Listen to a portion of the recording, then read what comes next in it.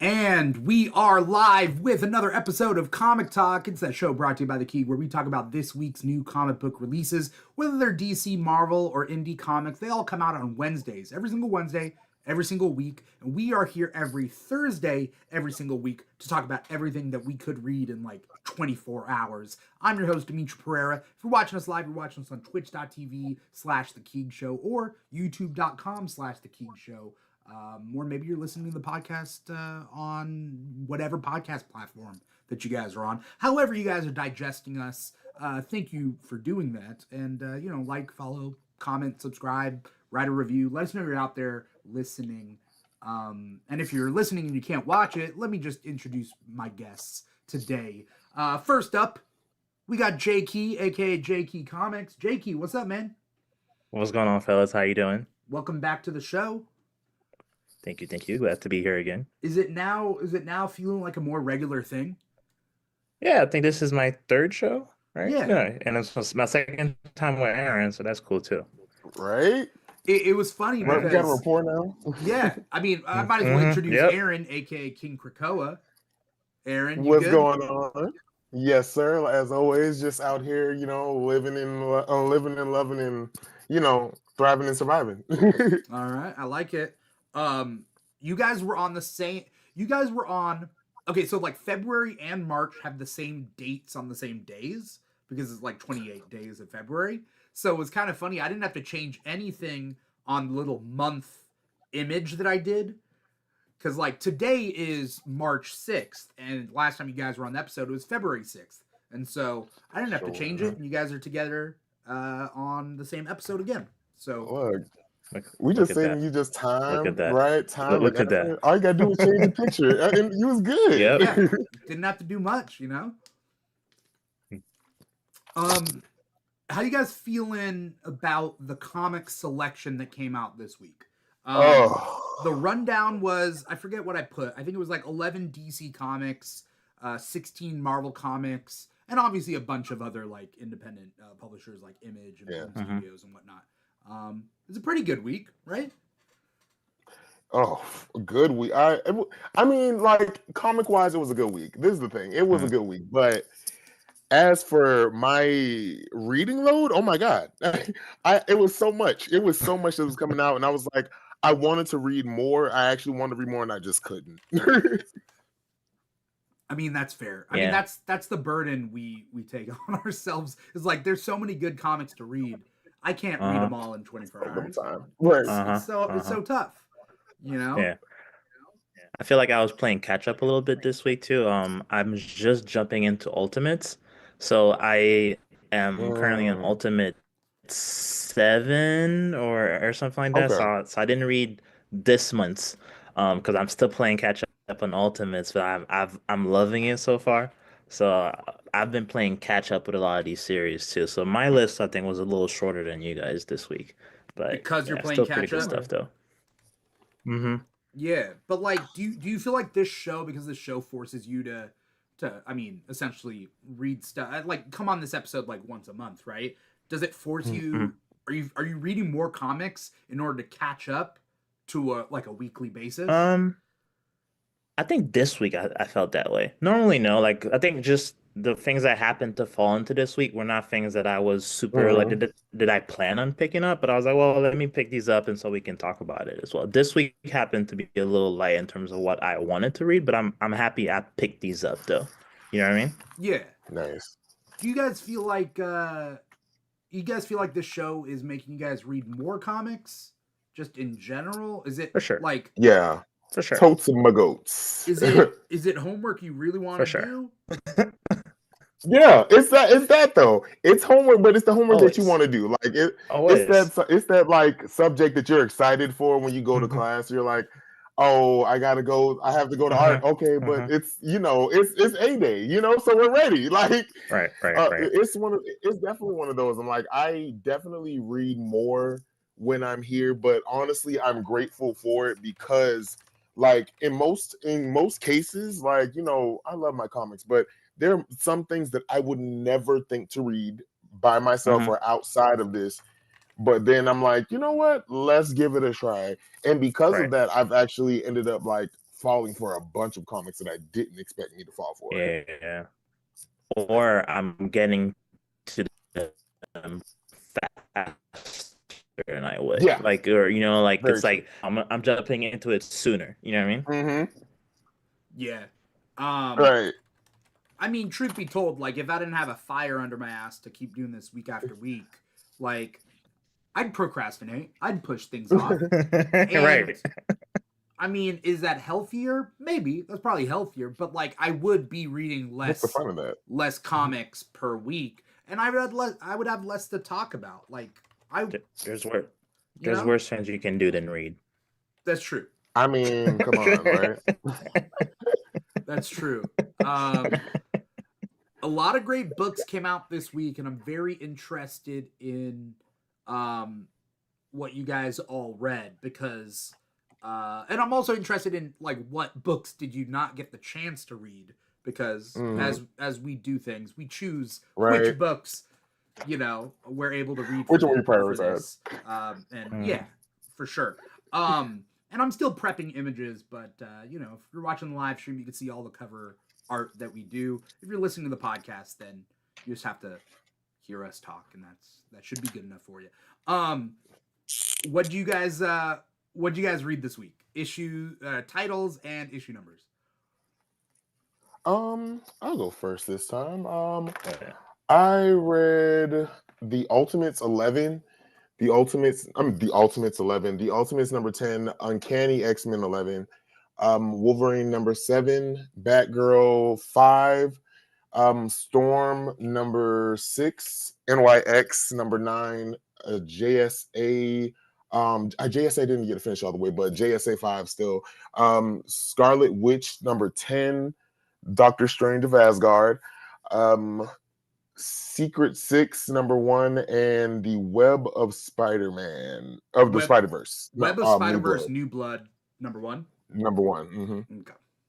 It's funny because Edge of Spider-Verse we really have to specify because there's been multiple Edge of Spider-Verse miniseries and they're all called the same except this one has the subtitle. Right. Yeah, this is like the only I was like, okay, that's the only way I knew it was a different thing. I was like, oh, it doesn't say Edge in front of it. Yeah. It says New Blood at the bottom of like the subtitle and everything, but yeah, I mean, it was on my list. I didn't get to read it, but that's a good list. That's a very good list. Thank you. It was hard. Look, trust me, today was hard, but I got through. Jecky, what was on your list? Well, mine be real short. so I did your truth, brother. Thor of Asgard number 1. Wait, what'd you say? Wolverine number 7. Sorry, repeat that. I think you're cutting out. I could be wrong, but maybe. Yeah. Wolverine number 7. Aaron, is he cutting out? Yeah. And it's not me this time, guys. Yeah. Okay. Am I lagging or something? No, not lagging. It's like it stutters. Every other, yeah. Ooh, it's my bad. Okay. I might restart my internet, but let's see if we can power through it. Okay. Do you want me to start over, or did you hear my list? No, start over. All right. Cool. All right. Different order, but Wolverine number 7, Thor of Asgard number 1, Uncanny X-Men number 11, Storm number 6, Secret 6 number 1, Justice League The Atom Project number 3. Okay. And you meant Doctor Strange of Asgard 1, right? Yeah, that's what I meant. Okay, cool. Because there is Immortal Thor, which is also a title, but I legit had to look just to make sure. I was like, oh shit. My bad. All right, that was a good thing. So while you fix your connection, I'll go through my list. Okay. On my thing. All right, I might log off for a little bit just to go reset my internet. Be right back. All right, for sure. Have fun. Gotcha, my guy. All right, cool. BRB. All right, so Aaron, then I'll tell you. What did I read? I read The Ultimates 10. I read Uncanny X-Men 11, Wolverine 7, Storm 6, NYX 9. I also read part of JSA 5. I didn't get to finish it. I read Spectacular Spider-Man 13. I read Shazam 21. I read Hyde Street 4 by Image Comics. I read Spider-Boy 17. I read Doctor Strange of Asgard 1. I read Secret 6 number 1. And I think that might be all that I read. I think. Yeah, I think that's it. All right. Yeah. Yes. Do I have the highest list this week? You might have beaten me. Yeah. You know, it's not a competition. It's not a competition unless I mean, it is today though. It's only a competition today because I won today. So I mean, of course. So here's a question for you: how did you read that many? Did you just have like a lot of comics that came out this week that you liked, and that's why you read that much, or did you just have like a lot of free time, or so kind of both? Like a little bit of both. Like I had a lot of free time, and I was like, you know what? Today, like yesterday, I read a little bit, and I was like, you know, damn well, you should have read something today. And then like today, I was like, I just sat down and I watched some movie on Paramount Plus, and I was like, yeah, let's do it. And then I just, for the rest of the day, like it was just a power read session. Like I was literally out on my porch just reading a book. Like I'm like, oh, this is crazy, and I also feel super old, but also yes. Yeah. That's cool. That's cool. Because like sometimes I'll try to read what I can on Wednesdays, and then but I'll read some at night after I come back from hosting trivia.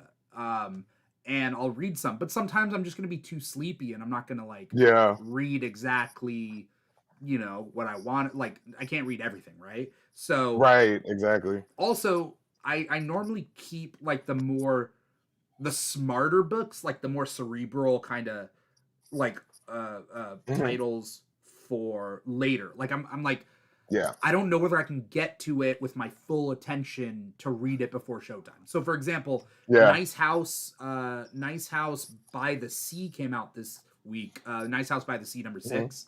And I normally do read it, but I couldn't put that mental energy into it. I feel that. You know? I definitely feel that. There's some books that you have to like be in. Like that's how I felt about the title Gods. It was like one of those like have to be mentally in it for me to read it. And that's one of those things like I have to, for me, I just start like I feel we talked about how we read it, but like I usually try to start with one that gets me excited the most, and then like if it like once I go into it, I try to at least read one or two of those, depending on how many there are, and then I go into like the ones that I'm like I don't care for, because I know that the energy from the other one is going to hype me up enough to want to read this one, and then I'm going to be like, okay, just get to this one, and then you'll get to get to the others after, and just like keep reading it through. Like so, I try to switch up the reading list, try to go from like the best to worst, or like try to, depending on how big the list is, just try to get as much in to entice me as I can until my ADHD fails me and I just zone out of everything. Yeah, I'm with you. Also, we were talking about Edge of Spider-Verse earlier, and I didn't realize.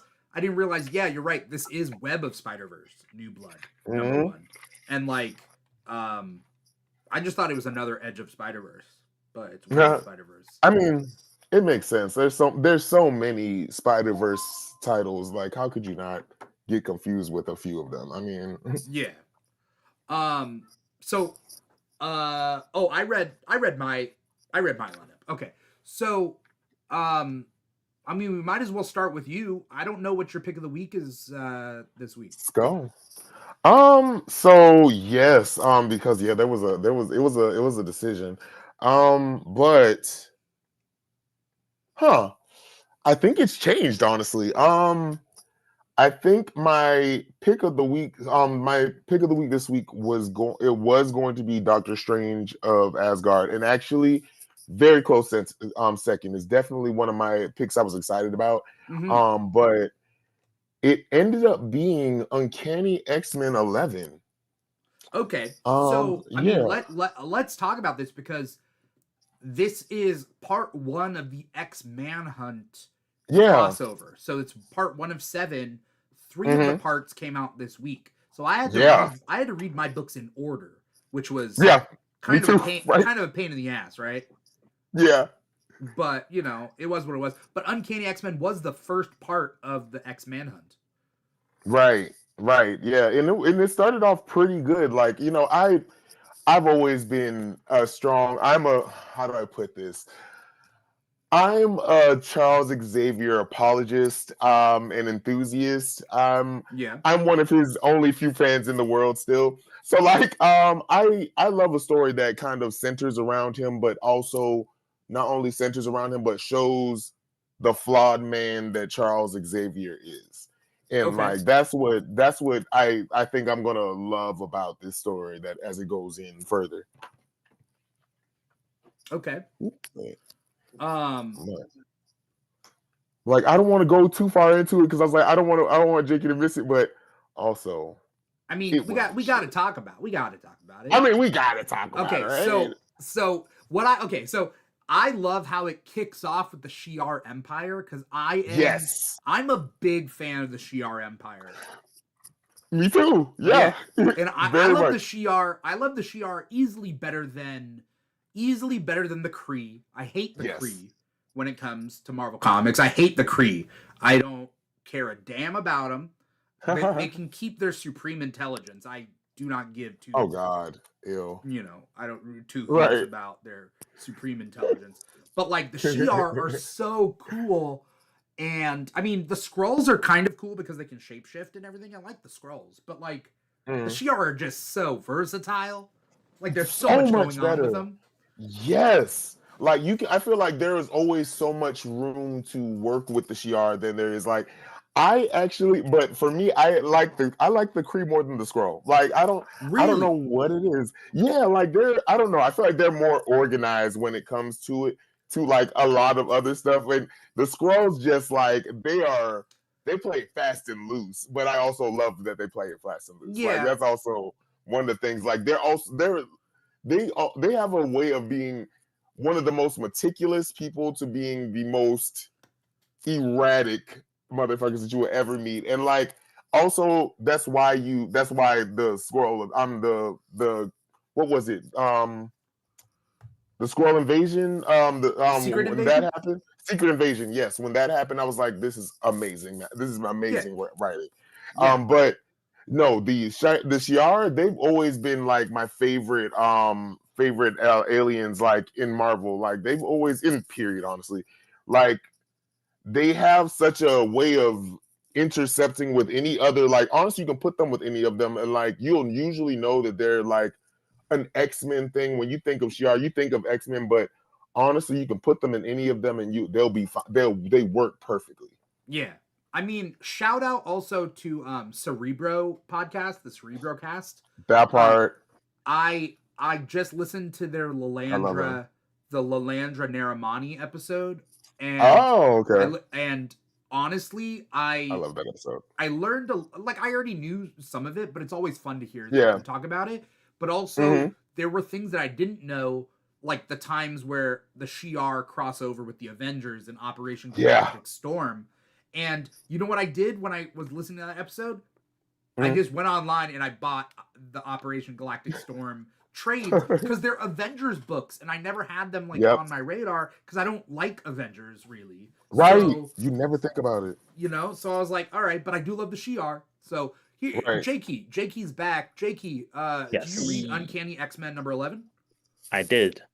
Part 1 of X-Manhunt. What do you think? We were just talking about how much we love the Shi'ar. Yeah, I was excited to see that too. I'm not gonna lie. I was like, oh, we're going to space. I was like, I love the X-Men crossover. Like when they go into space or deal with their Shi'ar, Xavier's daughter. I was like, I'm genuinely excited. I'm genuinely excited. Xander. Like, yeah, I'm genuinely excited to see like what they do with this. And I was wondering why when they announced X-Men Hunt, I was curious to see why he would eventually break out after like Yeah, kind of like accepting staying in prison for so right. long. So this is a good motivation to get out of prison. Like your daughter like isn't. I was like, all right, I can rock with Yes, this. I was like, all right, I can rock with this. I think right. it I thought that was such a good idea. Hmm. Yeah. I think it's interesting that like everybody wants something different with a crossover, right? Hmm. Some people love crossovers with like 50 different titles and blah blah blah. Right. Some people are like, no, we just get one title, two titles, right? So Yeah, like recently Uncanny X-Men and X-Men did that little crossover, the raid on great. Graymilkin, right? Hmm. And Hmm. then Miles Morales and Deadpool are crossing over, right? In Pools of Blood or Pools of I Blood, love something that. like that. And Mm. um okay, fine, like those are like two series crossing over for a couple of issues, but like I kind of like the way this seems to be formatted is that Xavier is just going through each title and it's just Yeah, one Yeah, issue of each yeah, title. yeah, yeah, yeah. And I'm cool with and it. kind of seems like each one is from it's for a different thing, but all of them are connected to him getting his daughter. And yeah. like I Yeah, very much like that. Like it show like even from like without skipping ahead, like going to the next chapter of it with NYX, like kind of just like showing that what he does, like getting these one, two things from other people. But as far as the like when he gets that call and like once you start he it's like a call to action and like I yeah, kind of love what we get like we just get this like Xavier is just like saying, "Oh, I'm not like the thing." First thing we start about, you think you were a good man, but you're not a good man. Like, right. and like even him talking about the struggle of him not being a good father. Like he's like, Yeah, I'm not a good man, but there was one thing I was never a good father. Like and yeah. I was like, that was a great line. Like I said, I love a story that shows Charles Xavier's flaws. Like I'm a big Charles Xavier fan, but like one thing I like the big thing I've always loved is the fact that especially in the Krakoan era and back, like they show the flaws of the man. Like it shows like, yeah, he created child soldiers. Like all this stuff is flawed, but Right. it was a great man who, I mean, a man who tried to do great things, but he ended up, he was a good man trying to do things for a good reason, but ended up doing it a bad way. He's And one of like, those. Go ahead, my oh yeah, bad. go ahead, no, go ahead, do it. So you're He's saying, one of those great characters where it shows you like sometimes the road to hell is paved with good intentions. You know what I mean? Like it's yes. just how far is too far just to for your goal. You know what I mean? Yeah, Exactly. Exactly. And they show and they like spotlight that, like, and we don't shy away from like, oh yes, he was this man who created the X-Men, but like he was also the man who got these kids to, basically do this. And Hmm. you're kind of the reason why the humans have just said, oh no, like Yeah, to mutants altogether.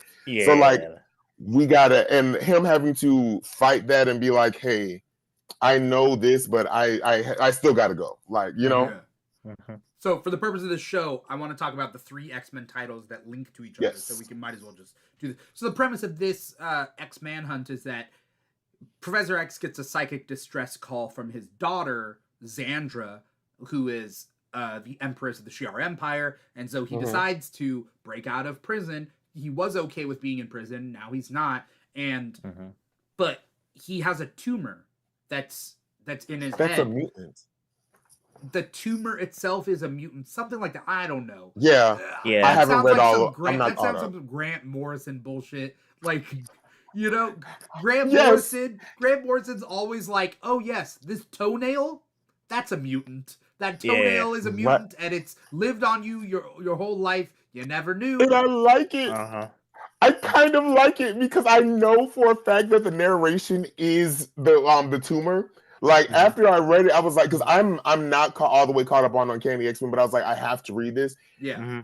I read that and I was like, oh, I was like, that's you can tell Grant Morrison Yeah. he's the one. bullshit. Like Grant Morrison will be like, I love that shit. this sneeze is a mutant," and he won't even mean like the snot. He will mean the Right. This. concept of a sneeze. He'll be like, the Uh-huh. idea of a sneeze is a mutant.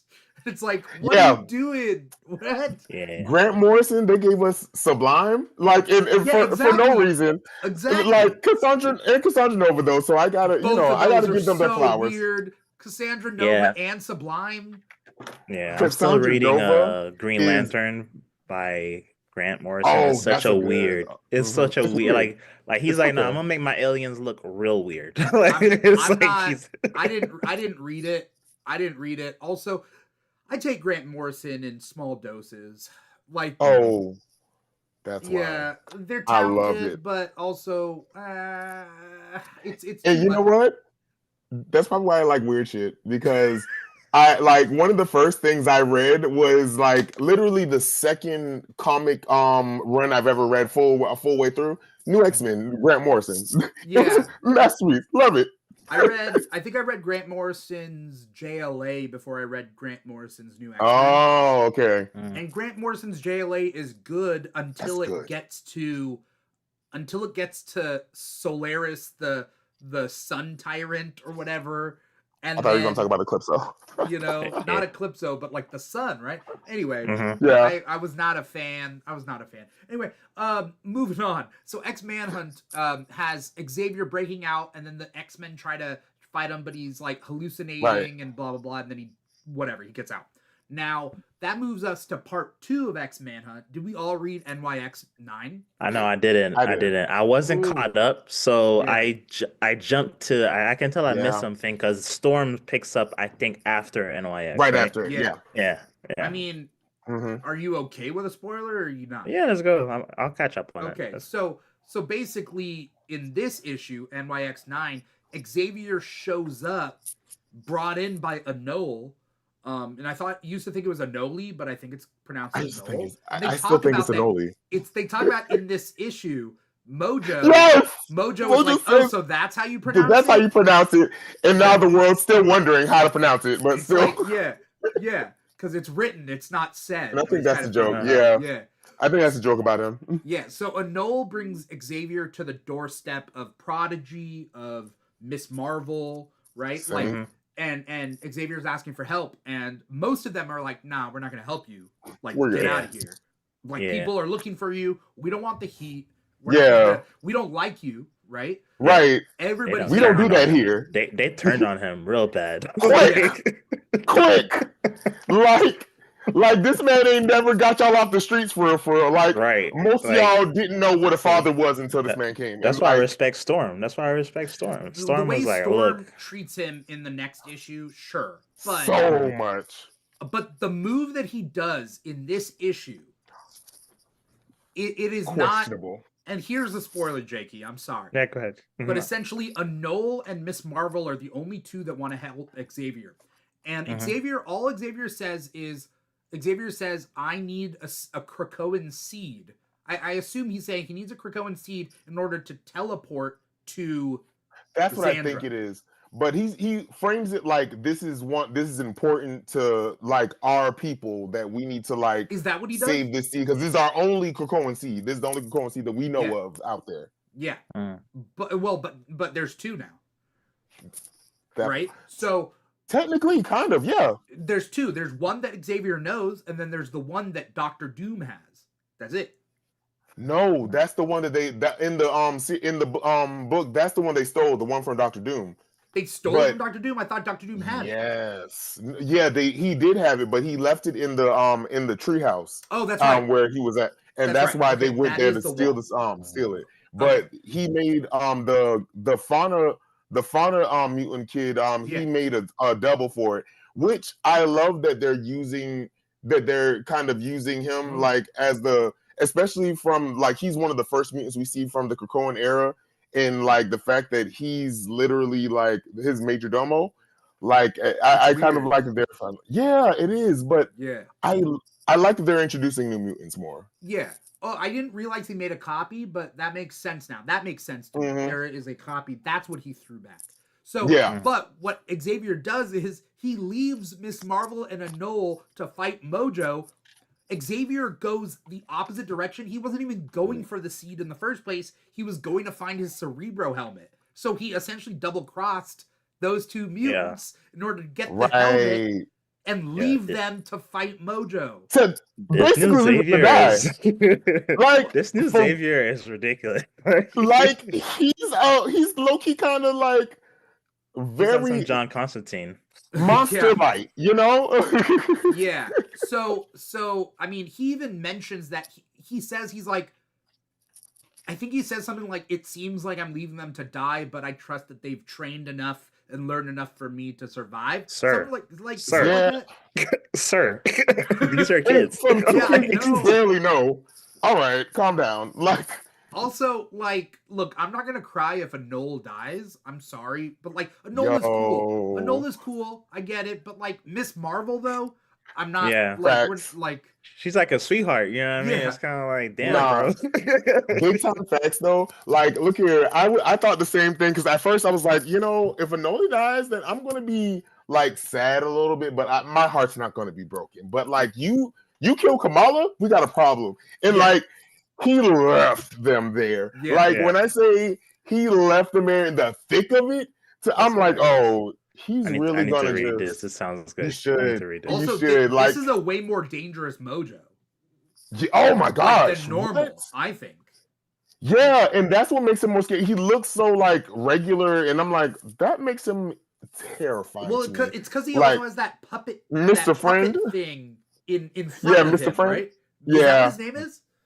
I think. Well, that's what the mutant called him. The mutant who's like the herald for doom. Volta. That's Volta. yeah. And Volta Yeah, died. I didn't expect. Yeah. Okay. I didn't want that. I still don't think she's dead for. I think she might be alive still. But dude, like Mojo needs to watch his back. Mojo killing one of Doctor Doom's mutants. Doctor Doom. Thank you. His most favorite one? Nah, it's over. Yeah, you're done, bro. Yeah. Like, Doom already has a soft spot for the mutants. You know what I mean? He been has a soft spot for the mutants. As long as you pledge allegiance. That part. Yeah. But even then, he still has like a secret. He has a soft spot for the mutants, though. Like, yeah. Compared to There's everyone something else about mutants. He just can't he can't let it go. Like he has to know about them, where they're doing it, or what they're at all I think he has a soft spot for mutants, because they are similar in respect to the Roma, right? And so that they have no homeland, right? And so like because he talks about that, right? And so like Krakoa was supposed to be a homeland for the mutants, and Doctor Doom being Roma, there's no home for the Roma, so that's why Latveria, like he takes over Latveria, right? So like, I think there's a commonality with that. I think but Mojo does too, though. What? Yeah, Mojo. Yeah, but Mojo's the one with the heart on with them. He just has the. I thought you said Doctor Doom because I think I can definitely what you were saying. No, I felt that, and I completely agree. Once I saw that island of mutants, I was like, oh, it's definitely because of his Roma heritage. Yeah. Like I was like, you can tell that but he Mojo feels just some likes kind of the ratings. Mojo likes the ratings of the mutants. The mutants are just fun. It's something about them. It's one of those people who are like, I hate them, but like you're a culture vulture. Like you hate them, but you want everything about them. Like that's exactly what he gives. Like, oh, I hate you, and I'm going to call you a mutie with a hard E at the end. But like, I'm gonna use every bit of your culture. I'm a dress like y'all. And I'm a dress like y'all. Play I'm your a music. What's up, my muties? You know, but back in, we all know you don't. You're not invited to this cookout. Let's skip over to Storm because Xavier is jumping from title to title. Storm number 6 is the part 3 of X-Manhunt, and for the purpose of this week, the end of X-Manhunt for this week, right? Because there's only 3 titles. But Xavier comes in. Storm wants to like report him to authorities. Not sure whether to trust him. Storm also has like full god powers, and it's so weird. Then Maggot the Eternal Storm. Yes, the Eternal Storm. The Eternal Storm. Maggot's there, and like and there's a fight between that team and then the X-Men. And Maggot, by the way, Maggot has never looked better than in this comic. Oh my god! He looked cool. Right? He looked cool. Yeah. He looks so badass. He looks so badass. Like the extra color. I was like, this is nice. I was like, this is dope. I don't think he needs to be blue. Like I like. Honestly, it works. I liked it. Yeah. And like, and honestly, speaking as the gay correspondent of this week, kind of daddyish. I fucked with it. I was like, You hey, like the do I shirt? Was it finally- that shirt that he was wearing? It It was helped. dope. It definitely dope. helped. It definitely helped. But I was like, do I have attraction for Japheth? Like, do I like Maggot? Like, what's going on? You're like, I'm feeling something right now. I'm feeling something for him right now, and it's not just like, oh, he looks cool. Like, Yeah. like I think I mean, liked it. I like the glasses are dope. Like the glasses. the hair. Even I was like, okay, I see you. Mhm. I see you, my dog. I was like, that's African. That's South African. Right. There we go. And then Juggernaut takes off his arm. Dude, that was uncalled for because I've been loving Juggernaut, but I think that's uncalled for. Don't rip a guy's arm off. Like we don't have resurrection protocols anymore. Like right. Well, it's because of what Eternity / Storm did to Cyclops. You know, like she did him dirty she too. froze him. Like so what? That's but like through the eyes, through the mouth. Yeah. Okay.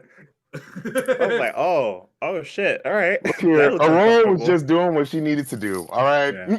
But what I thought was crazy is she feeds that like god energy to what's his maggots called? What are maggots? They're called like it's like Inky and Blinky. It's like something like Eenie and Meanie. Eenie and Meanie, I think. Yeah. Yeah. And she's like my Omega maggot. Yeah. She gives him a power up. Yeah. He gets a power up. Like the same spirit that she ate in the previous issue, the one that Dr. Voodoo had like used to like save her temporarily. She gave that to him. Like she powered him up. I was like, oh, okay. I love that shit. Oh, I love that. The art I didn't see that coming. Was amazing. Yeah. Right?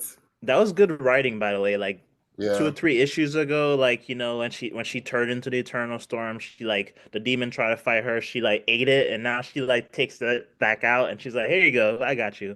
There you go. Something. I was like, that was good writing. I was like, this is nice. Yeah. By the way, the artist on this one is Luciano Vecchio. Oh my god, I love them. Yeah. Oh my gosh, so they're amazing. Luciano Vecchio did this art, and then the previous issues were Lucas Wernick. And I get them mixed up because one is like an LV, they have a LW, similar, but and I get you can tell Lucas's work. Yeah. Yeah. Well, they both have amazing work, right? Oh yeah, for sure. Yeah, Lucas for me is very specific. He's one of my probably top 5 of my favorite artists. Yeah. Yeah. How do you guys feel about this Storm being picked as Eternity to fight as his champion against Destiny story that they have going on?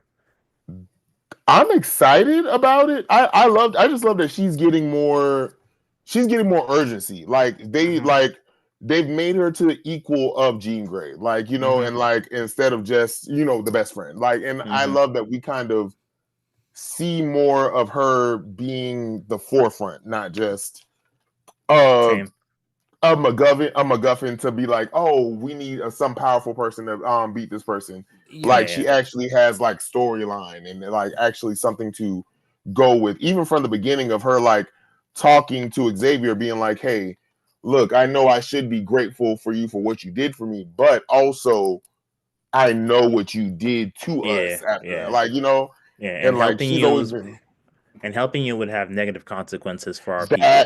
Like that part. Exactly.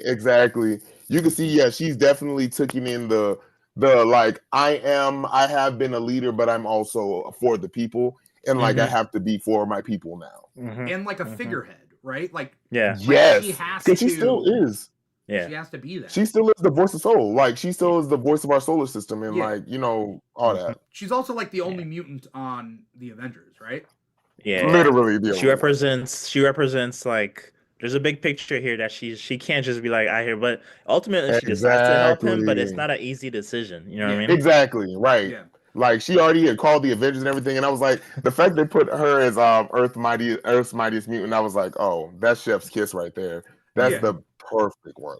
I do have to also say that like a lot of times when there are characters that are created for like team books, and then they get solo series, the solo series don't always do well. Because the character isn't built to be their like main character. Right. To do a proper solo series, you need one main character with a good, strong supporting cast that like is all a little bit different. And like kind of show like recurring threats to them, right? And so I thought this issue did a good step forward, which is they titled her home base. She has it's the Thundercloud, right? Thundercloud? The Storm Sanctuary. Yeah. The Thundercloud. So it's called Thundercloud, and it's like it can just kind of go wherever. And like I'm like, oh, that's putting Storm as like a solo hero with like a headquarters of her own, which I thought was cool. She has her own home base. You know, she has Atlanta, Georgia. The blackest city in the country. Like, we love it. That was well done. Yeah, I thought Psylocke's a hater though. Psylocke was like, blow up the core. Well, and then Beast was there, and then Beast disappeared, right, or whatever. Like Xavier took down Beast. Probably, yeah. Which is fine, whatever. It's always fine. Let's switch over to actually, Jecky, what was your pick of the week? It was actually Storm. Okay, cool. So we went over that. Yeah. I'm trying to think about like what my pick of the week is, but it's probably one of these. So like I've been digging this X-Manhunt thing like 3 issues in. Yeah. Like, okay, cool. I do want to hop over to some DC stuff because we gotta go back and forth, and then we've been talking a lot about this. But did you guys read Secret 6 #1? I did, yeah. I did, yeah. I want to know your guys' thoughts because I had mentioned it in a video. I'm a big fan of the previous Secret 6 runs, and this Secret 6 run is written by Nicole Maines, who played Dreamer on the CW Supergirl, and Dreamer was an original character. That was her? Yeah. So Nicole Maines played this original character, Dreamer, and who is related to Dream Girl of the Legion of Superheroes. It's this whole convoluted thing. But in present day, Dreamer is present day. And then they brought Dreamer into the comics, and then Nicole Maines started writing Dreamer content. And then Nicole Maines is writing Secret 6, which stars Dreamer, Superman, Jonathan Kent, Jay Nakamura, Catman, Deadshot, and Black Alice. That's the Secret 6. What was Aaron going to say? So in the comics, Dreamer is related to a JSA member? No. Dreamer's Legion of Superheroes member in the 31st. Legion of Superheroes. Oh, okay, got you. Okay. Dreamer is an ancestor of Dream Girl, who is the precog in the Legion of Superheroes. Yeah. Okay, gotcha. Okay. Yeah. I was wondering. I didn't finish the Supergirl on the CW. I was wondering. I was like, this is a hero. I saw her in Absolute Power. I was like, this is not someone I've seen a lot. But I was I really like her though. Like I actually today I googled her power set. I was just like, let me just read up on this. So like I like the fit. I like the mask, and the leather jacket is dope. I was like, I'm interested. I like her. I like Dreamer. And I like Dreamer's power set, except for, and this is just something that pops up a lot, I hate energy constructs on characters that aren't specifically energy construct characters. Yeah. So I don't need the Flash to create objects out of lightning. It's weird to me.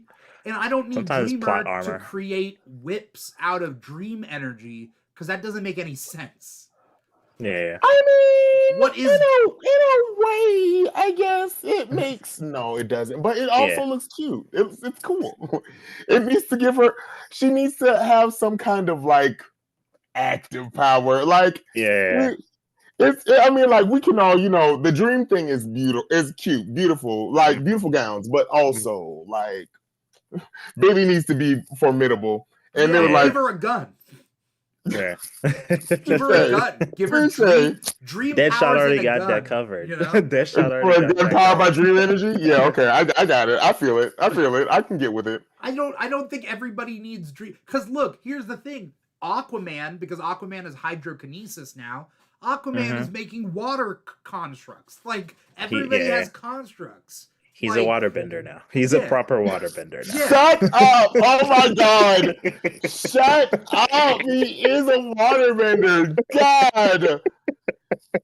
Jesus But it's Christ in Aquaman, heaven. you know what I mean? Like it's somebody gonna be it a makes sense. waterbender. If anybody's gonna be a waterbender, it makes sense. Yeah, Yeah. touche. No, Even Namor's a waterbender. It makes sense. The problem is if Aquaman gets all the aqua based powers, then his supporting cast doesn't get What's like Aqua anything gotta Kind of do? special. useless. What does Mira got to do? Yeah, Right. because that was the only way. Mira was my girl. Like Yeah. Mira, like I loved Mira before Aquaman. Who's the Aquaman? Like Mira was the one, but she's like non-existent now, and I hate that for her. And also I liked what they Aqualad. did.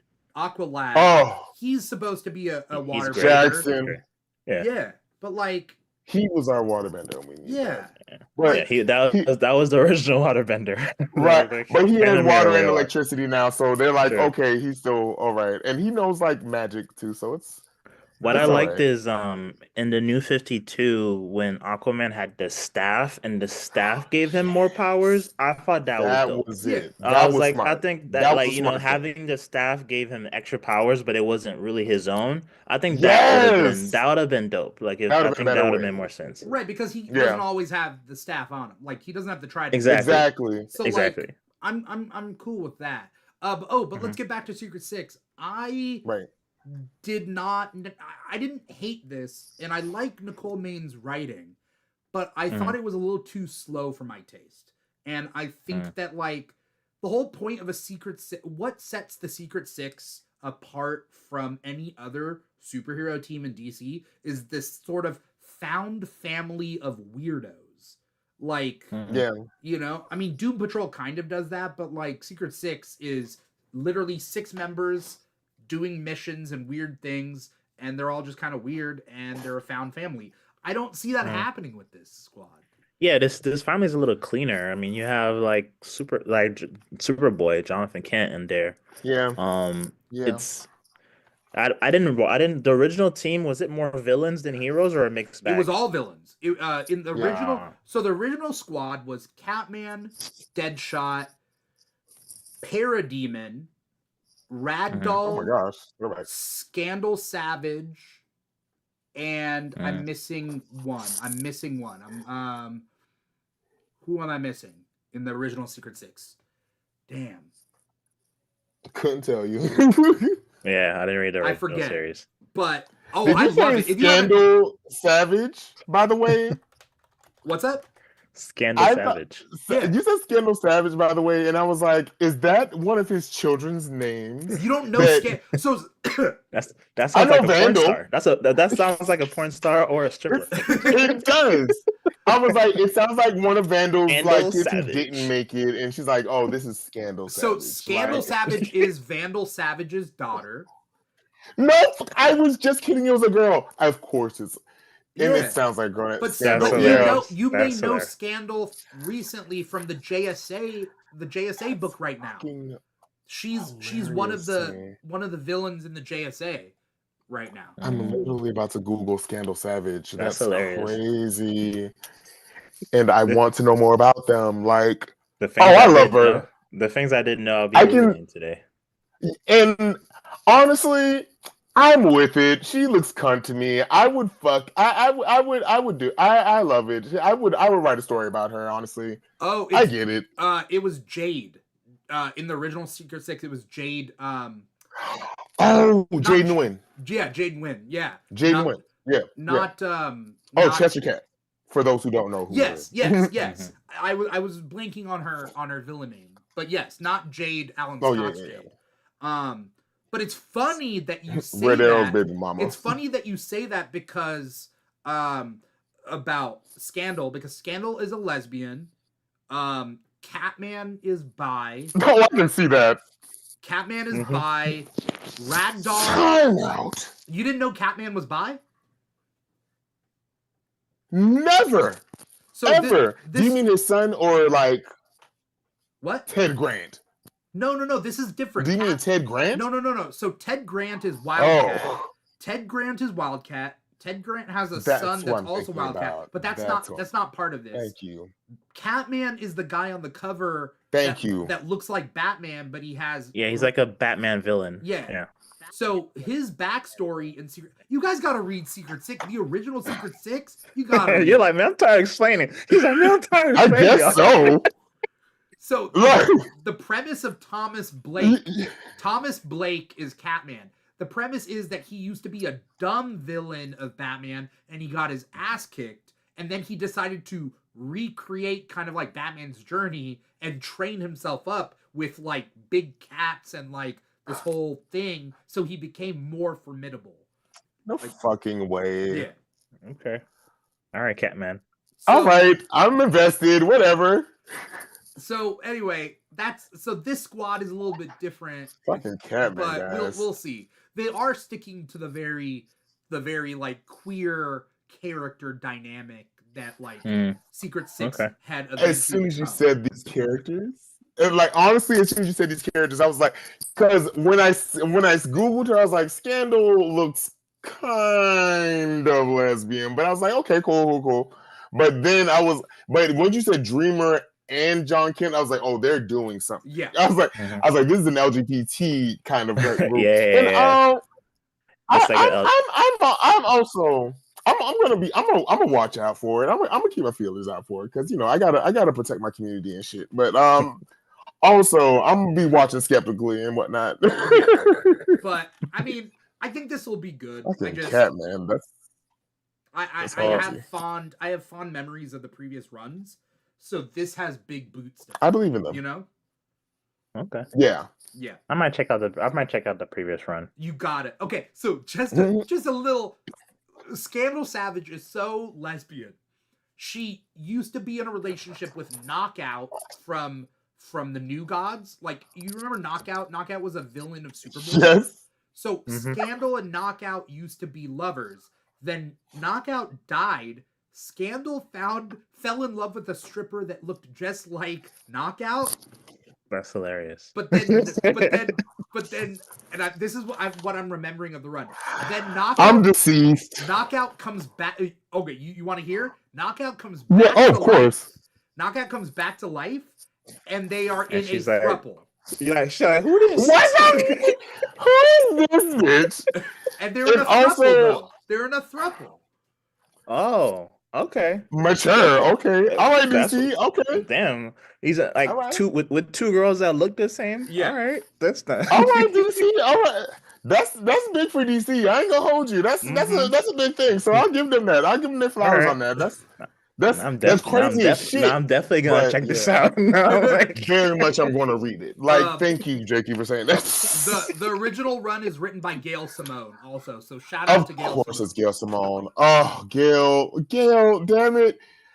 She's always doing something, and she's one of my X-Men writers that I know about, and I just she was gonna give you something that you're gonna remember. Yeah. Also, Bane joined. So people tend to die or leave the team.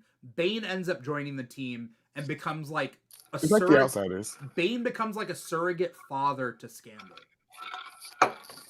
When I googled it, I saw a picture of the two of them together. Yeah, I did romantic. too. It's not romantic. I was like, what's happening? Okay. It's not romantic, but it is not a daddy-daughter. It's a father-daughter relationship. Okay. Because Vandal is her father and she hates him. Yeah, which is understandable. Yeah. Understandable, Yeah. I also think Scandal is in Young Justice, season 4, I think. That's who I thought it was. I was no, but there is a daughter of Vandal in that. The one who had like the fake arm situation. Who betrayed them, didn't betray them, but betrayed them. When they had the two potential spies. I think so. Yep. Orphan Black Girl and yeah. Okay. Yeah. All right, let's hop over. What's another Doctor Strange of Asgard? You guys really wanted to talk about? God, I hate that. I want to read that. Yeah, honestly, I did like that one. I like it was slow. It was slow, of course, but like I liked how I kind of liked the story that it told. Like even like going into like just like I don't even know. It was so much. It was so much. It was wordy, but also I liked it because it's building up to something. Yeah. Yeah, it feels like he's licking his chops. He took that L from Doctor Doom at the end of Blood Hunt, Yeah. and he's like, "Yo, I gotta figure something out. So I guess I'm gonna go to Asgard Yeah. and try to become their Right. Sorcerer Supreme." Like Yeah. he's licking his chops. Like he's like, "I took a major L. I've done Yeah. lost the title, and it's gonna be interesting. I think Asgard has potential because I don't know a lot about that world. Like obviously I Yeah. know the Thor stuff, but And like that world that's it. without Thor at the center of it has potential. And we all know Asgard has a Right. certain element of magic to it, so I'm interested. Like I Yeah. Hmm. love Sif. Like I wish they would do more stuff with Sif. Like I love Yeah. Sif. So let's Yeah. see where this goes. Um, Look. I think Yeah. they're doing something in this book that I thought was cool, which is that they're showing us like normal people. Like it's very interesting, or like when you see the Shi'ar Empire and the Kree and the whatnot, like to show we only really see like the politicians and the The soldiers and like rulers. we only see that Right. stuff, but we never see like the normal people. And I think that in this Doctor Strange of Asgard issue 1, we see normal Asgardians just like beating up a Hmm. guy in the street. And so Yes. like these are normal ones. They're not soldiers. They're not like great warriors. They're just like townspeople. And I think it's like Yeah. super interesting to see that, you know? And it's cool when they're Right. like, do you know Thor? You know? Yes. Yeah. Like that's what I like about the Asgard, like the other Asgardians, because we don't get much. Like Jakey said, we don't get much of what happens outside the pantheon of Asgard. Yeah. So we kind of just like Yeah. get just what like what Thor's going through, what Loki's going through, what like even Enchantress barely, but we don't get like the regular everyday of what it is to be Asgardian, and like we get more of the normal people, like you said, the fight in the street, like even with like even the kid from Doctor Strange, from Doctor Strange Academy, who like the twins who are like Oh, one died though, right? I did not know that, but Jesus, I'm gonna be catching up on You that didn't, now. yo, okay. God. Like I I'm know because I sorry. only know about That was like it's a year totally and a half cool. ago. I'm probably gonna forget and still read that Okay. issue and be like, oh my God, no, what is happening? Now they got But Doom like, Academy. Now they got the Doom Academy, no, Yeah. which is the fucking spin-off, don't. Strange Academy, which I didn't get to read it, but I really want Obviously, to. I'm gonna read it now. Yeah. God, Aaron, you got more a to lot of read. reading to do, man. All I'm right. so Yeah. We gotta behind, move guys. we gotta Yeah, move on to the but yeah. rest of our titles. What else stood out this week? Hmm. If you guys are thinking, I'm just gonna hop over to Hyde Street number Oh yeah, 4. do it. Yeah, go. Now, this was one of my top 3 excited, like hyped books for me. Okay. Hyde Street is in the Ghost Machine imprint of Image Comics. It's a horror comic, and I don't normally do horror, but it is horror with enough fantasy and superhero kind. It's not superhero stuff, but like it's very comic booky to the point where like I enjoy it. So, for those of you who don't know, the premise Nice. is that there's like a street, like an otherworldly street.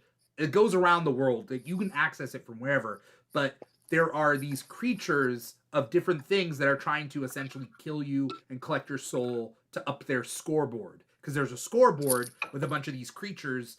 So there's like this little Boy Scout who will kind of like play around with you and torture you and then kill you to grab your soul, and he gets a little merit badge of how he kills you. And so Oh. and he's sadistic, right? He's sadistic. Now, in this issue, we get introduced to a creature called the Matinee Monster, and we get his backstory on what happened before he goes to Hyde Street. And he's essentially like an actor who was set to play the brother of Frankenstein in like old school Hollywood. But something happens and he accidentally kills a man, and he ends up on Hyde Street where they make him into the creature itself to get souls. But he's good, and he's one of the good ones, and he's trying to fight the curse that like Hyde Street is. Anyway, super cool. I love Hyde Street. Okay. That's all I I'm got. gonna check it out. That sounds interesting. I'm gonna check it out. Yeah. That's all I gotta say. You know. I'm up here cursing cursing up a storm. I'm so sorry, guys. Jeez. What else you got? We gotta get through everything pretty fast. 10 minutes. Yeah. So, but do y'all want to talk about Ultimates number 10? yeah. Did you guys all read it? I didn't, but I'm excited anyways. I want to hear your thoughts. Okay. Remember, I'm still catching up, but let's do it. This was essentially the Ultimates versus Nazis, and I loved it. This is exactly what I wanted out of this book, because I complain when this book isn't exactly what I want, because it started off kind of slow, like, whatever, but this issue, it's been really ramping up. We learn a little bit more about this world with these like neo-Nazi militias called Red Skulls. But the premise of this is that the Red Skull militia is inspired by Frank Castle from the 1970s, and like there's some story there, and that's where the skull comes from. But who is the Grand Skull? I think his name, the Grand Skull, or the Great Skull, or the Big Skull, or something like that. And like he's probably the Grand Skull because Grandmaster. I don't know. All I know is it's somebody we know, and we find out in the last page of this that underneath the mask he's somebody. So what territory in the world does he he doesn't. He fights against they're anti Red Skull. Equality? Or they're anti the Maker. Yeah, really? Kind of okay. Like their is own he like fighting against communes. equality? What's up? I would say, is he fighting against equality? I mean that when you hear Red Skull, yeah, they're still and you neo-Nazis. hear the Grand Skull, but they're still neo-Nazis, sure. But they don't like the Maker, and so I guess the Maker didn't give every villain what they wanted, so some villains are still sense. The Maker. The Maker is evil. Sure makes sense. The Maker is evil as fuck, but I don't think the Maker is going to ally himself with Nazis. Yeah, fair. You know, that's yeah. You know, there's levels to this shit. He's crazy, and there's levels to this shit. Look at here. Reed maybe a few things.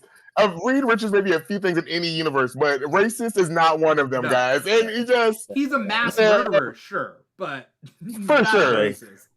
But he's not based on race. Yes. Right. Oh, because you're black? Oh no, there's just too many of you. Like it's just you know, I can for sure see that. No, exactly. Aaron, did you read this one? Yeah. Mm-hmm. Yeah, I was surprised when I found out who the guy may be. Yeah. And I was like, oh, that's look here. Any chance that I don't want to spoil it, but No, you can tell. No, about me. You can say I don't. I'll tell you what. We do not spoil the end, but there's other things to talk about in this issue, like the Human Torch, which is not Johnny Storm Human Torch. It's Jim. Not who you thought it was. Yeah. The original. The android. It's the original. You see, and it's so beautiful. You see him through his eyes, like his first person view, as he burns Hitler. That's what's up. Like you see his we need perspective. That. Like the first few pages. Yeah. But you know what the most badass thing, Aaron? You remember this part when they say, "How did you feel when you did that?"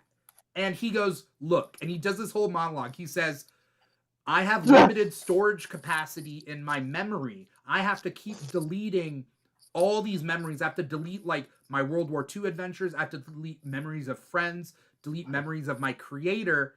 But that is a memory I keep." Yeah. And as you should, you know, like, dude, it is. You know, like that one.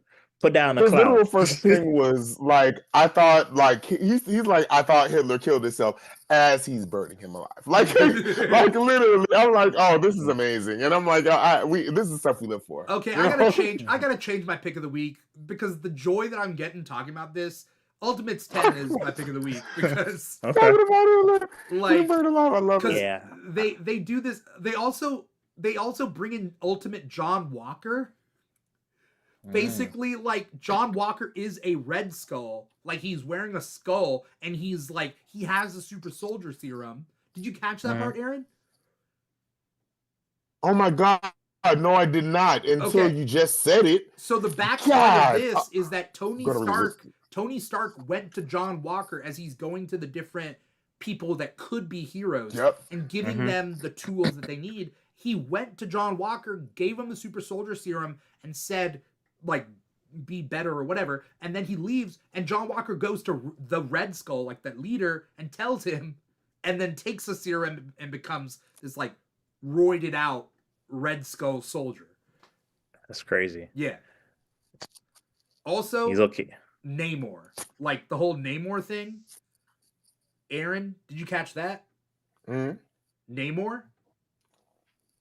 No. Okay, so Namor's dead. Did you read this issue? This is a big. I thought I did. So Namor is dead, but the ocean's creatures will not decay his body.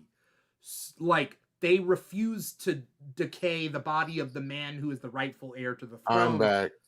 So he won't decay. I'm back. Yeah. He's probably not really dead then. I mean, yeah, but I think he is dead. I mean, I don't know. They could do something with it, but I think he is dead. But like, there will be a resurrection probably at some point. Maybe, but he's decayed. Like, Who he's not knows? decayed. He's perfect. He's almost taxidermied in a way, and he's up on the wall, like, just as a decoration. There's some crazy things in this book. Jakey, you gotta catch up, man. Well, I the last thing I saw was like Ultimate Hulk with the Iron Fist arm and like how he like took out that squad. So like I love it. Like at first I was like, originally I was like, oh, I'll catch this one in trades. I was like, oh no, this is something I gotta get in singles. Yeah, I feel like the first 3 or 4 issues to me were just kind of boring because it's a ramp up. The squad on it I cared nothing about. Also, just a side note, it was an all-white squad of almost essentially the classic Avengers of the most D-list motherfuckers that you will ever see in your life. Like whatever. Yeah. But now, but like they're playing around with it, and it's so cool. Like Jim Hammond, the Human Torch on the Ultimate Squad, cool. The new Hawkeye that they got. I like the new Hawkeye. Yeah, I was mad. Charlie. Yeah, I was mad. Tony had a problem with him getting the stuff. I was like, well, "What's going on here, Tony?" Yeah. It's like, because Charlie doesn't exist in the 616. I think is the thing, and so this idea of like predestination, how far that goes, but also the She-Hulk that's in this universe is really cool too. Yeah, she's great. Yeah, she's great. Yeah. So Samoan She-Hulk. That was dope. Yeah, and she's the one person I love that who isn't mutated grotesquely, like on her island. Oh, it's so good. This series has been really good. All right, we got 5 minutes. We got to talk like 1 sentence each on everything. So, okay, we do what we can here. We get sidetracked, right? Yeah. All right, so or we end up talking way more. Let's talk some DC books. Who read Batgirl #5? I did. I liked it. Always love a Cassandra story. I love where they're going with it, and I kind of want to see where it goes after 6 because 5 I thought was slow but good. I didn't read this issue. I read issue #4, but I'm liking it. I love Cassandra Cain, Batgirl. Like me too. Like, she was Batgirl when I was, like, growing up, Like, me too. Tim Drake was Robin. Cassandra was Batgirl. Yes! Like, this was my, like, time period. And so, these time period, it's coming back, right? And I'm loving it. For sure. Also, just, like, it's not... the art back in the day isn't worse. But, like, art is cleaner and better, like, now. It just is because each artist builds upon the like previous artist. Yeah, the previous. Yeah. The cover, like I'm looking at the cover with Cassandra Cain's like fist. Like there's a variant cover with her like fist in hand. Oh, so good. It's very reminiscent of her mom. Yeah. Oh my gosh! Right? Yeah. So I love that. Don't get much of the mother. Cassandra Cain, multiple titles in DC Comics right now. Shiva is also in multiple titles of DC Comics. Yes. So I'm a fan. Let's go to JSA #5. I only got to read half of it, but the half that I read was cool. Right. Same. Yeah, right. The Pathfinder was really good.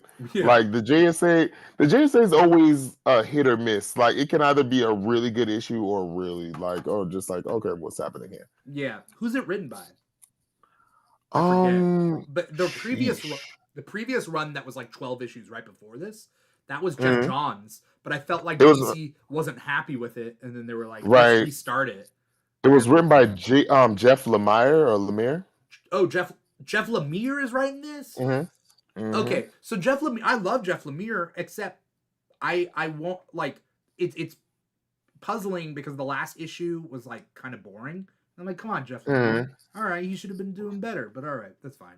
Like I do like that they brought Hawkgirl and Hawkman into like this story, but I still like I'm still one of those like they don't need to be together forever, guys. Like it's just me. Well, also, I'm okay with like getting rid of Hawkman and Hawkgirl and like introduce a new Hawk character. I like Hawkman solo when he's unhinged. Like I like when he's just.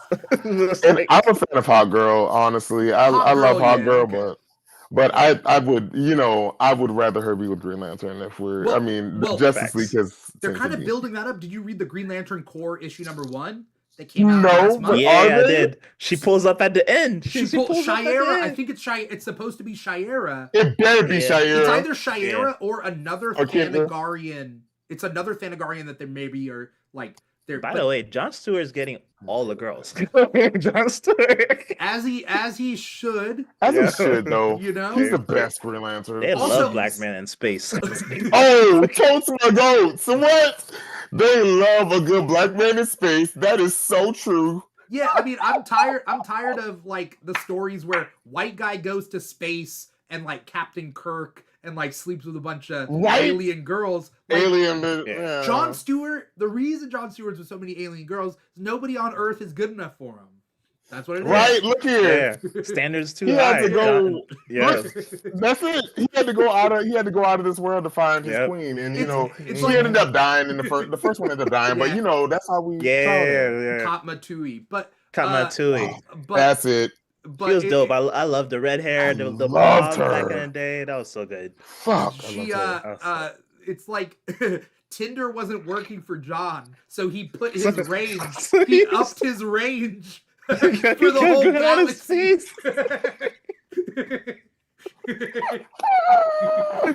Yeah, John's just like he's like, I already, did my thing. Down on Earth, and now yes, Earth can't tame me. I need to find somebody. All right. So, we're running out of time. We gotta get through. I'm gonna get through the stuff that you guys read. Did you guys read Wolverine #7? Yeah. Okay, I don't want to talk too much about it. Other than the art is good, and I like the story, but I hate Romulus, and I really. Like, I just want to see where this is going, but I'm not. I don't know where they're going with this gold thing. I don't know. Yeah. I don't know where they're going with those adamantine thing. Yeah. I'm not sure where they're going with it. Yeah, Sam. I couldn't focus into this book, but also because it's the whole Romulus thing. I love me. God damn. I look here, and this is the thing. Like I love me a weird convoluted story sometimes, but nah. Romulus is one of those people. I'm like, okay, why I hate him so much. I hate how he has like side bangs, but also like spiky DBZ hair, and like he has pointy ears. They're like Wolverine meets Broly. Yeah, Like, what is up? I don't know. All right, skipping ahead. We gotta finish up. Justice League Atom Project #3. Who read it? Quick thoughts. I read it. Same thing as the previous issue. I think I'm reading this out of obligation at this point. I don't like the direction they're going with Ray Palmer. He's just kind of like. He's just an asshole in this. Like, I don't like. Yeah, that's why I didn't read it because I was like, this is not a Ray Palmer that I know of. Like, this person. And also, I have a hard time understanding why Captain Atom is actually like running away from like the people that want to help him. It's not well explained to me. It's literally. Like his one thing, like, is being like a good old boy, like he like being for the country, like whatever they say, like he does, and like that's like him being an outlaw is kind of crazy. I like it when Captain Atom is more of a John Walker type, where he does what the government says, and he can kind of be that foil. If there's any conservative, there's not too many conservative Justice Leaguers, but I think that like Yeah. Captain Atom would be. We need those though. You know, Yeah. like okay, Very fine, much so. You know, let's hop over to Scarlet Witch 10. One sentence thoughts. One sentence thoughts. Really good. I'm loving the direction they're going with Wanda. The storyline's still good, still hitting though. Okay. I for me at least. I need to hop back on. I'm a couple issues behind, but I mean Okay. the art is gorgeous, and if you're playing Marvel Rivals Always right gorgeous. now, I feel like some of the art for Scarlet Witch is because she's brown in Marvel Rivals, just like she's brown in the comic. I love that. I love brown ethnic Wanda. You know? Yes. It with makes the sense mole? though. It yes. makes sense though. Yeah. Very much. Yeah. Very much. And they're starting to do that with House of M. too. Yeah, I just reread House of M, and she does have that little tan there too, so that makes sense. A little bit, yeah, a little bit. But I feel like they only did that back then, like when she was deranged. Like I feel like that's kind of like what they like. Yeah. When I was like, oh, now she's Romani, but like I'm like, oh, the disheveled hair. I was like, oh, she's crazy. I got That's it. hilarious. I didn't think of that. That's funny, right? And I do like that now. It's not only her, but it's also Pietro. They're showing his Romani like features as well, and like they're not just, oh yeah, her, but no. Yeah. All right. One sentence for Web of Spider-Verse New Blood #1. The cover looks cool, but I got nothing. I'm not married to it, you know? It didn't influence me. I read the whole thing, unfortunately. It was good. It was good to get to know the new spiders and stuff. But it's not my favorite shirt, but it is my least favorite shirt. I'll put it like that. It was a nice get to see like the new spiders and the Spider Prowler and to see what it's vamping up to, like literally the Spider-Verse against the Venomverse. But I guess we just got to see how this shakes out, because All right. Some of the designs are pretty cool though, and very. I'm hoping people cosplay some of these, because like these are cosplay ideas just waiting to happen. If there's one thing about it, two things for sure. Someone's gonna cosplay a Spider-Man alternate from somewhere, and always they're gonna eat it up. Oh yeah, look here. If they can do anything, it's always gonna be a Spider-Verse one. I mean, I think that like also Marvel Rivals. I've been playing a lot of Marvel Rivals. Like it's been giving us a lot of great costumes that have never been seen before, because they're doing their own thing, but they're really talented with the design. And so I'm expecting a lot of cosplay for that. Sure. By the way, shout out to Emerald City Comic Con's going on right now, and then C2E2, which is in Chicago, which I'm gonna be doing a game show on the floor. Nice. Nice. That's in April 11th to 13th. So that's my first con of the year. No. WonderCon's at the end of this month. That's gonna be my first con of the year. That's in Anaheim. And BlurCon this weekend. BlurCon. Hey, BlurCon. Okay, yeah. So you gotta say what the cosplay, is like. Yeah. Oh yeah, I'm excited. Yeah. I think it's only my books at the end right now. Spectacular Spider-Man 13. I'm just loving Miles and Peter teaming up, and also in this book, both Electros are teaming up and they're falling in love. And I think that's kind of just funny, because they're both just bad people. They're just bad people, but like, and they tried to kill each other before, but like, whatever. Yeah. And the art's really good. What can I say? The story isn't as good as it could be, but like, it's Miles and Peter. Like, it's their book. Yeah. Like, what am I gonna do? Like, I can only complain so much. Right. Shazam 21 was kind of sad to read, because it's the end of this series. Because Mark Waid started it off and it was really great, and then when Mark Waid left, I apologize to whoever the writer is, but like it just didn't have the punch to it, and so DC pulled the plug. It's getting canceled. Yeah, it's got canceled. So this kind of wraps things up. It leaves some things open for whoever else comes in later, but I like a good Shazam book, but I get that it's hard. Shazam's just hard to write, I think. It's a hit or miss. Yeah. It got to be a really good book or really bad. Yeah. And then last but not least, Spider-Boy 17, which I feel like does something that Shazam doesn't, because they're both kid characters. Spider-Boy, for some reason, has like actual stakes, but at the same time, like the kid is a kid. and they treat the kid like making kid decisions, which I think is cool. And I think that's why that it does better because of that. Because it's a kid going through adult situations and like life or death. Whereas like once he goes into Shazam, people forget that, oh yeah, he is also a kid sometimes. And like that's the one thing like I think that hurts him. Yeah.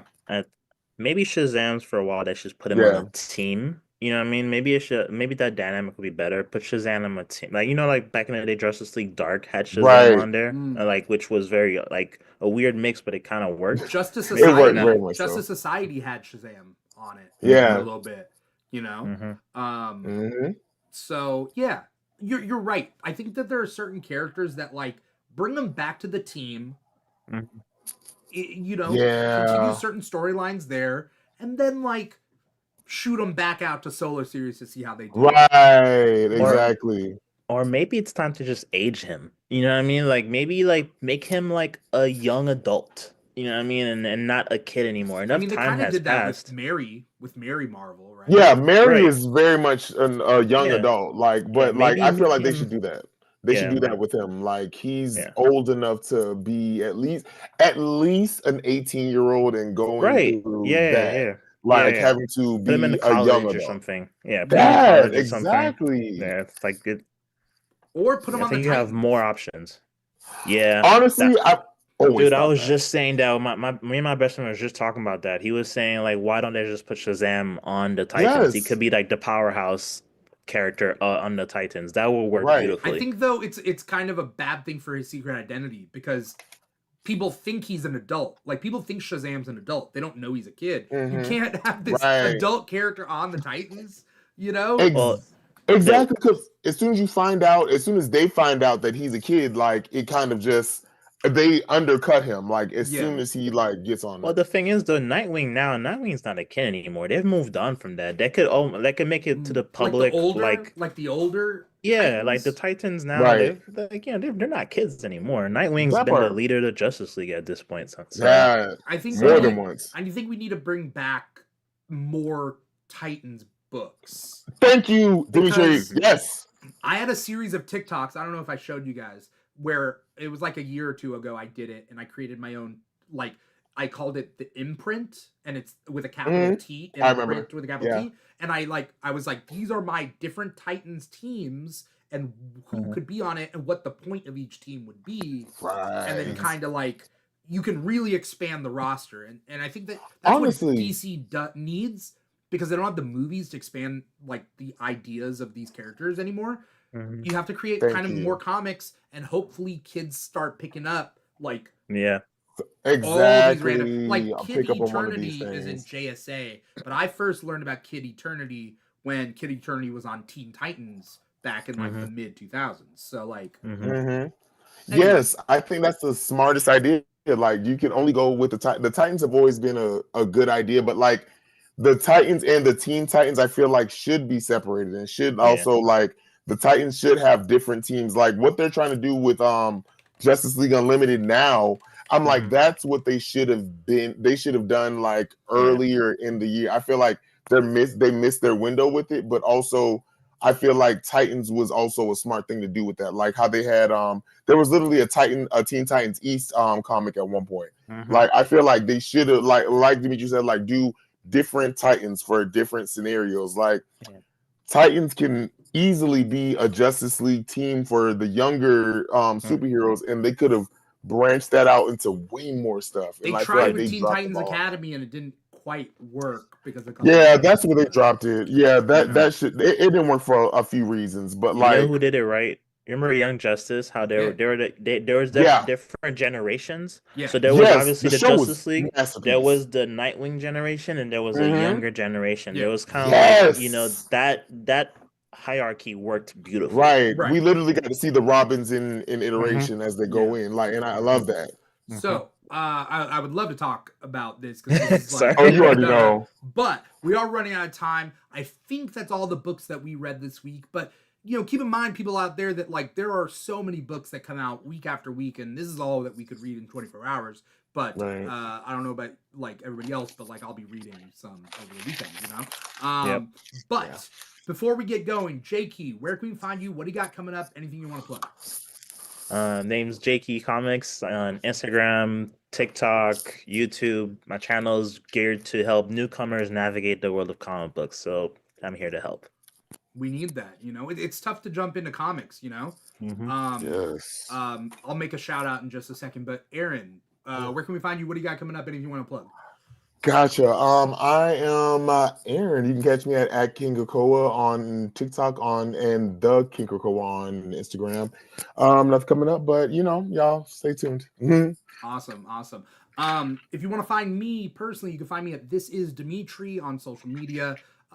Instagram's probably the best one, unless you're like an old lady. Old ladies follow me on Facebook, because it's true. I'm not asking them to. I'm just saying old ladies follow me on Facebook, because when I was on a game show, they found me on Facebook and they started like cheering me on in like my videos and stuff. And so in life, right? I got like like things, I don't know. Anyway, that's what Facebook is. But like mostly my Instagram, This Is Dimithri. But thank you, Mildred. Personally. Thank you, Gertrude. If you want to follow me or follow the Keeg, Comic Talk being one of the shows that we do, which is this show every Thursday, 5 p.m. Pacific, 8 p.m. Eastern. But we also got the Keeg Talks, the Keeg Chats, a bunch of other podcasts that we do. You can follow the Keeg at the Keeg Show. TikTok and Instagram are our two biggest social media platforms, but we're on other social media platforms, Blue Sky, Threads, so on and so forth, at the Keeg Show / the Keeg Show. Wherever you can find the Keeg, we are at there, Patreon.com / the Keeg Show. I'm going to retool it, but if you want to give back to the show, you can give back to the show there. I want to shout out DC Universe Infinite. I'm doing a little video for them, so I'll go into depth on that video, but they did not pay me. I have to like legally say that did not pay me, but they did gift me with a year subscription. So I've been on DC Universe Infinite. Dope. They got a new tier called Ultra Tier, and I believe, don't quote me off the video that I will be putting out. I think it's $12.99 a month. If you do the Ultra Tier for $12.99 a month, you get their whole library of comics that you could read on your like phone, desktop, and that's Ultra amazing. Tier, it's only 30 days after the comics come out in stores. 30 days later, you get it on the app. On the standard tier, it's 6 months. You got to wait 6 months. Yeah. Ultra tier, it's just 30 days. So you're only a month or an issue behind. Yeah. Technically, So, right. DC Universe Infinite, you can pay monthly now. It used to be you can only pay annually, but now you can pay monthly, and it's a little bit. It's $12.99 a month. You get a discount if you pay annually. But the point being is, hey, it's a pretty good deal. If you're trying to get into DC Comics, so it's a good place to start, for newcomers. Right, it's not that it's more expensive. Yeah, it's nothing more expensive than Marvel Unlimited. So yeah, y'all should definitely do that. I think both apps are probably very worthwhile for new people. Oh no, very. I definitely think so. Yeah. Anyway, I'm on Marvel Unlimited, but I'm also on DC. So they're not giving me anything extra to shout it out on this show, but like, I do think it's worthwhile. The whole point definitely. The whole point of this show and the whole point of like what we do is like getting people into comics, right? So, right. And that's the best way to get into DC Comics, honestly. Yeah. Keeping it on the go. This is Comic Talk. We'll also be at I'll be at WonderCon. I'm not doing any shows or anything at WonderCon in Anaheim, but that's at the end of this month. And then in April 11th to 13th, I'm going to be at C2E2. Going to be hosting and producing my geek trivia game show called Geek King Out. We're going to be at C2E2 in Chicago doing that. It's going to be crazy. I'm very excited to do that. So anyone who's going to C2E2, come out for that. Friday, 3:30 to 5:30 in the Yard is what it's called. You can drink and you can watch the show while you're at C2E2. So sounds like a good time. That sounds like a good time. I'll drink to that one. Yeah. So other than that, that's pretty much it for anyone out there who wants to get into comics and wants to find a comic shop near you. Go to comicshoplocator.com. find a comic shop near you, one that you can get any of these comics from that we've been talking about, any past or present comics, find a comic shop near you, support your local comic shops, and support your local public libraries, because that's also very, very important. Sure. I started reading comics from my library. That was such a huge pivotal thing for me as a kid. And like even on the summer reading programs, sometimes they would have comics as prizes. You'd read a lot and then you would like earn the points and you'd pay, you'd buy it as a reward. And that's how I like got into, reading comics. So that's amazing. I can't express that enough. Local comic shops, local public libraries, support them all. That's pretty much it. Yeah, once again, if you guys are watching us live, you're watching on twitch.tv/The Keeg Show, youtube.com/The Keeg Show, or you listen to the podcast wherever you get your podcasts from: Apple Podcasts, Spotify, SoundCloud, iHeartRadio, Audible, Amazon Music, all that stuff. We're all over the place. Find us there. And also definitely follow Jecky, follow King Krakoa, you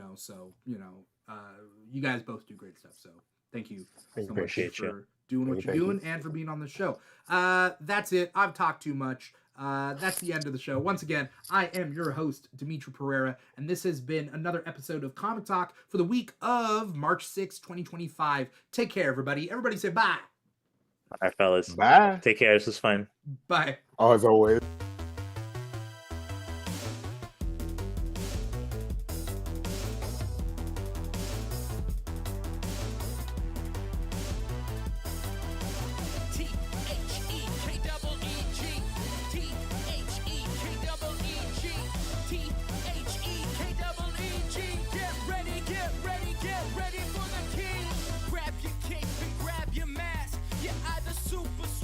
Super fast, gotta beat the boss and get the loot, 'cause it's the king.